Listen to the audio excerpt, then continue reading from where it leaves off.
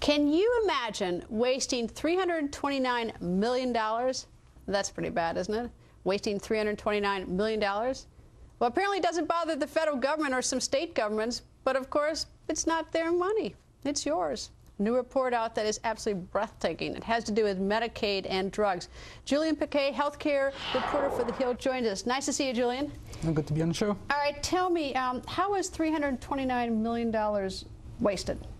Well, that's the number that Alex Brill of the American Enterprise Institute, a think tank here in Washington, came up with. And basically, he was looking at Medicaid spending on prescription drugs. You're talking about $40 billion a year.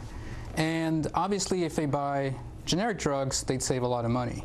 And he found that just looking at 20 drugs, 20 very popular drugs, a total of $329 million was spent on the non-generic versions. So you could call that a waste. So if they'd purchased the generic on just these 20 common drugs, it would have been $329 million less to the taxpayers. Right, just those 20.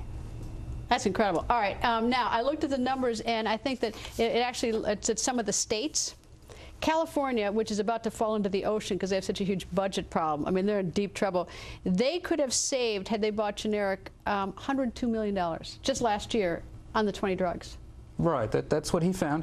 And you're right. One of the interesting things, actually, I talked to Alex just before I came on the show just to get his ideas of where his study was going, and he said that he talked to state Medicaid directors just yesterday. So they're very interested in his study. They want to find out more. I bet they are. And, you know, he told them to do their own studies, that they should look into this. But one of the interesting parts of the study, beyond the sheer volume and the number, is the massive differences between the states. So you've got California, 102 million is obviously a large number, but California has a huge population.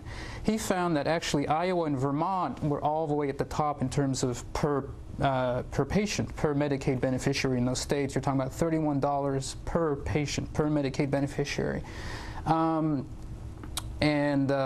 So that's really at the top of the scale. And then you've got states like Massachusetts, which have policies in place where if a doctor wants to prescribe under Medicaid a non-prescription, a non-generic drug, then that doctor has to ask for permission, basically, and has to certify that he doesn't think the generic drug will work on his or her patient.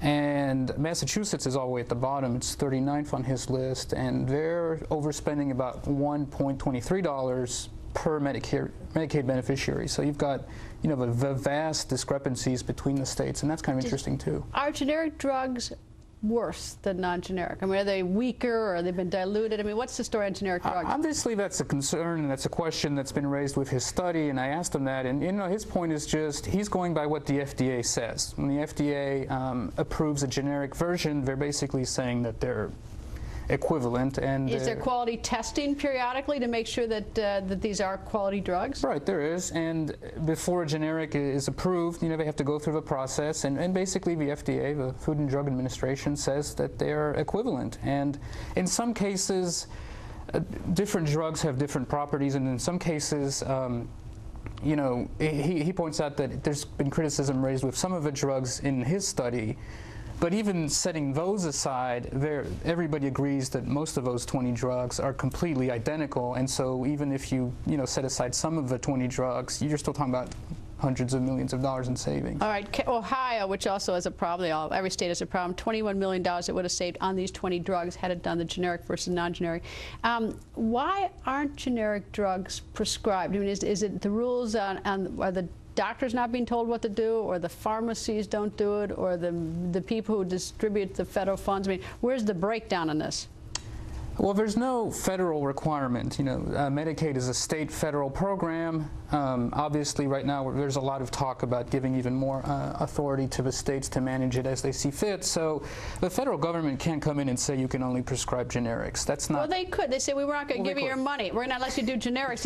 And California, you're going to come crawling to us asking for a bailout, and you spend $102 million extra on 20 drugs. You're right, they could, but they don't want to do that. I mean, the bottom line is what they want to do is let the states make the rational decisions, and these are, I mean, these are decisions that are in the state's best interests interests fiscally as well, apparently obviously. they don't, I mean, it may be in their best interest, but they're not doing it. I mean, that's the, I mean, it's like, these numbers are staggering. Right, and that's what Mr. Brill is pointing out, and the, you know, the state Medicaid directors are talking to him, so they're obviously interested in finding out how the Massachusetts of the world, how the Mississippis are saving all this money. And it's appalling to me that they're now suddenly, for the first time, because one person's done a study, they're looking into it, want to talk to each other. It's like, you know, oh my God, I mean, it's like, it's stunning. Anyway, that's our government, isn't it? At its best.